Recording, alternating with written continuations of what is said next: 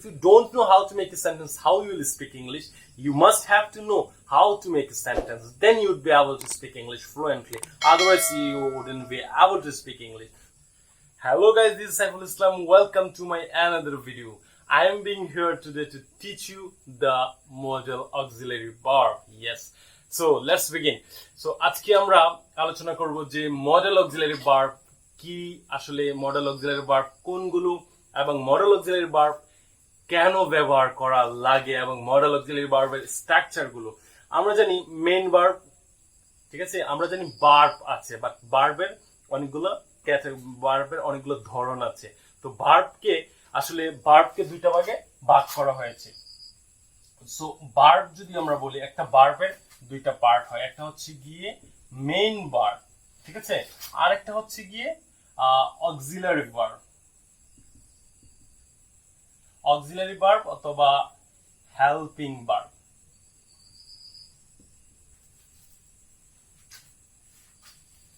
ওকে, একটা হচ্ছে গিয়ে মেইন ভার্ব আর একটা হচ্ছে গিয়ে অক্সিলারি ভার্ব বা হেল্পিং ভার্ব।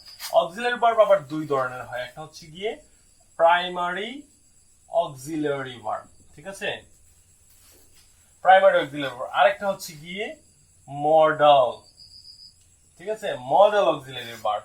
সো আজকে আমরা আলোচনা করব এই মডাল ভার্ব নিয়ে। এই মডাল ভার্ব কোনগুলোকে আসলে মডাল ভার্ব বলে এবং এই মডাল অক্সিলারি ভার্বটা আমরা কেন ব্যবহার করব, হোয়াই, ঠিক আছে, আমরা কেন এটাকে ব্যবহার করব এবং কোথায় কোথায় ব্যবহার করতে হয়, স্ট্রাকচারটা কি, এগুলো জানবো, ঠিক আছে। সো মডাল অক্সিলারি ভার্ব হচ্ছে can, could, may, might, shall, should, will, would, তারপর হচ্ছে গিয়ে must, have to, use to, etc. এইগুলোকে আসলে মডাল অক্সিলারি ভার্ব বলে। তো এগুলো আসলে কেন ব্যবহার করা হয়, কোথায় কোথায় ব্যবহার করা হয়, এগুলা কখন ব্যবহার করা লাগে। সো মডাল অক্সিলারি ভার্ব যখন মডাল অক্সিলারি ভার্ব ব্যবহার করা লাগে, মডাল ভার্ব ব্যবহার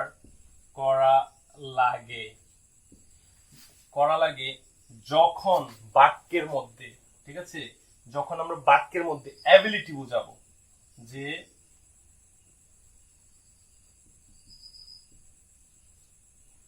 অ্যাবিলিটি, দ্যাট মিন্স হচ্ছে গিয়ে আপনার ক্ষমতা বা দক্ষতা বোঝানোর ক্ষেত্রে, ঠিক আছে, যখন আপনি আপনার ক্ষমতা বুঝাবেন, আই ক্যান স্পিক ইংলিশ, এটা হচ্ছে কি আমার ক্ষমতা, ঠিক আছে, I can run 10 kilometre every day, আমি 10 কিলোমিটার দৌড়াতে পারি প্রত্যেক দিন। সো এটা হচ্ছে কি আপনার ক্ষমতা, দক্ষতা, ঠিক আছে, এরকম করে ক্ষমতা দক্ষতা বোঝানোর ক্ষেত্রে। তারপর হচ্ছে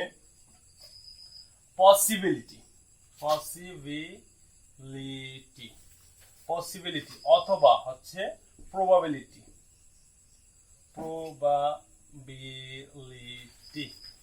দুটোটাই হচ্ছে গিয়ে সম্ভাবনা। বাংলা বাক্য মানে বাংলা বানানোর সময় আমার খুব ভুল হয়ে যায়, ঠিক আছে, okay, I am sorry. So possibility, probability, তারপর হচ্ছে অ্যাবিলিটি। 3 নাম্বার হচ্ছে গিয়ে পারমিশন।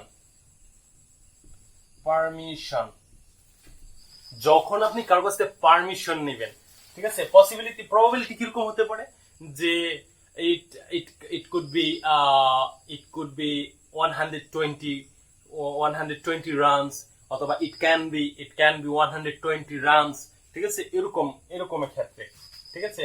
তারপর হচ্ছে গিয়ে আমরা যখন এরকম বুঝাবো তখন এটা লাগবে। আর একটা হচ্ছে গিয়ে পারমিশন, যেমন ছোটবেলা থেকে আমরা সবসময় বলে আসতেছি যে may come in sir, may I take this, may I help you, ঠিক আছে, এরকম করে অনেক কিছু আছে, যে এগুলো হচ্ছে গিয়ে পারমিশনের ক্ষেত্রে। পারমিশন মানে হচ্ছে কি অনুমতির ক্ষেত্রে,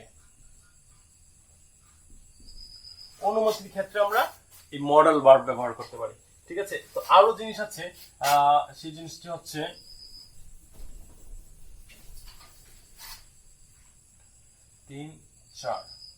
4 নম্বরে হচ্ছে যে আমরা এরকম বলতে পারি যে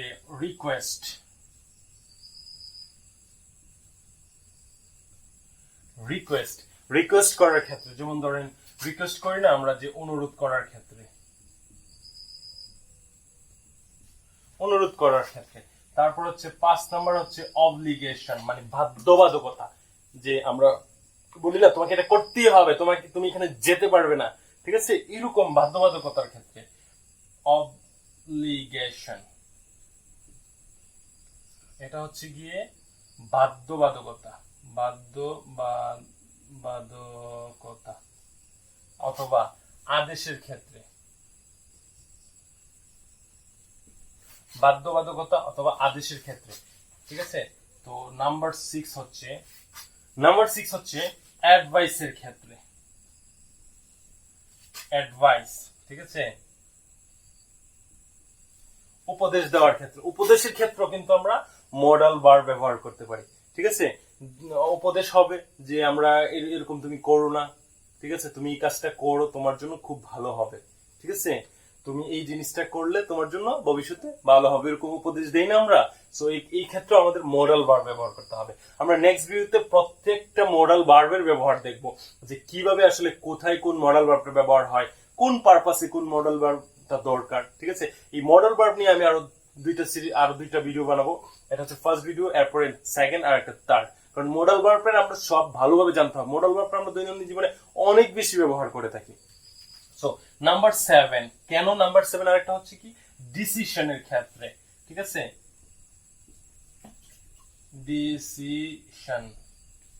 ডিসিশনের ক্ষেত্রে, সিদ্ধান্তর ক্ষেত্রে, সিদ্ধান্ত, ঠিক আছে, সিদ্ধান্তর ক্ষেত্রে আমরা এই মডাল অক্সিলারি ভার্ব ব্যবহার করতে পারি, ঠিক আছে, যখন আমার ডিসিশন নেওয়া দরকার, ঠিক আছে, যখন আমরা কোন সিদ্ধান্ত নেই সেই ক্ষেত্রে আমাদের মডাল ভার্বটা ব্যবহার করতে হবে। নাম্বার 8 হচ্ছে প্রোহিবিশন,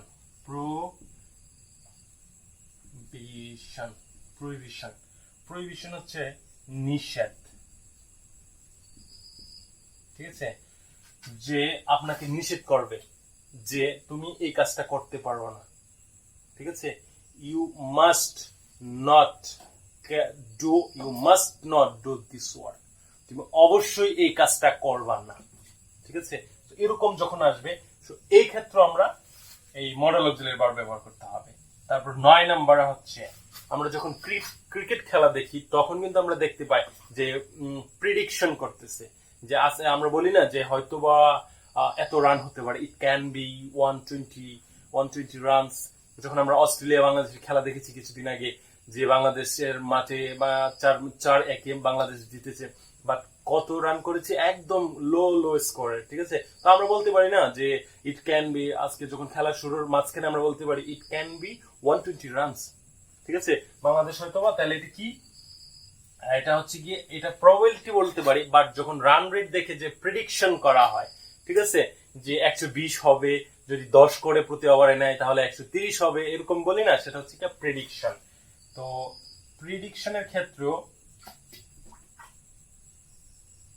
প্রেডিকশন অর্থ হচ্ছে ভবিষ্যৎবাণী, ঠিক আছে,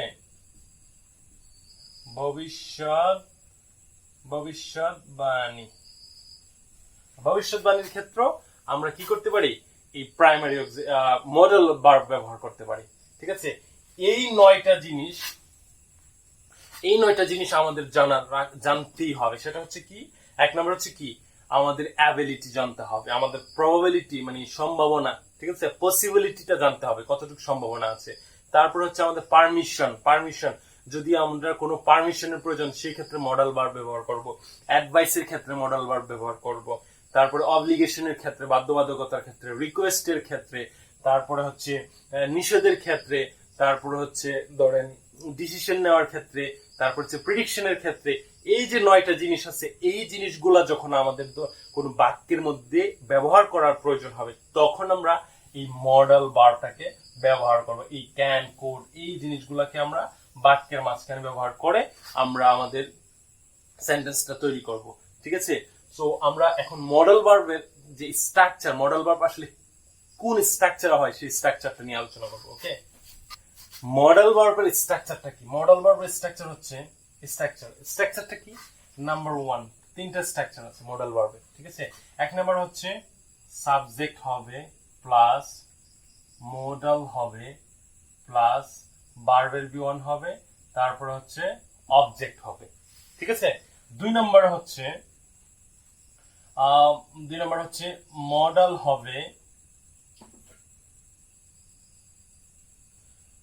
হবে, তারপরে হচ্ছে সাবজেক্ট হবে প্লাস B1 হবে প্লাস অবজেক্ট হবে।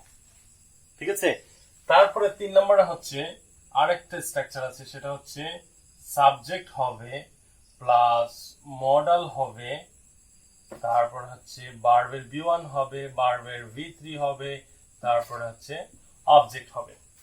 ঠিক আছে, এই তিনটে স্ট্রাকচার দিয়েই আসলে মডেল ভার্ব গঠন, মানে মডেল ভার্ব ব্যবহার করে বাক্য তৈরি করা যায়। ঠিক আছে, সেন্টেন্স তৈরি করা যায়। যেমন সে ফর এক্সাম্পল, আমরা যদি একটা এক্সাম্পল দেখি তাহলে 1 নম্বরে যেটা হচ্ছে সাবজেক্ট মডেল ভার্বের প্যার, তাহলে আমরা কি বলতে পারি? মডেল অক্সিলারি ভার্ব হচ্ছে যে I can speak English। ঠিক আছে, I can speak English, এখানে ক্যানটা হচ্ছে মডেল ভার্ব। ঠিক আছে, দেখেন I can speak হচ্ছে গিয়ে ভার্বের V1।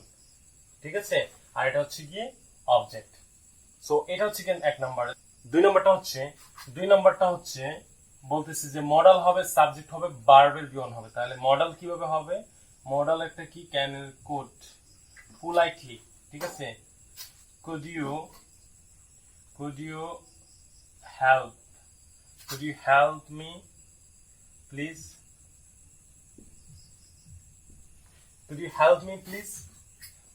আপনি কি আমাকে সাহায্য করতে পারেন দয়া করে?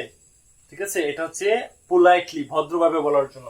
সো এটা হচ্ছে গিয়ে মডেল, এটা হচ্ছে গিয়ে সাবজেক্ট, আর এটা হচ্ছে গিয়ে ভার্বের V1।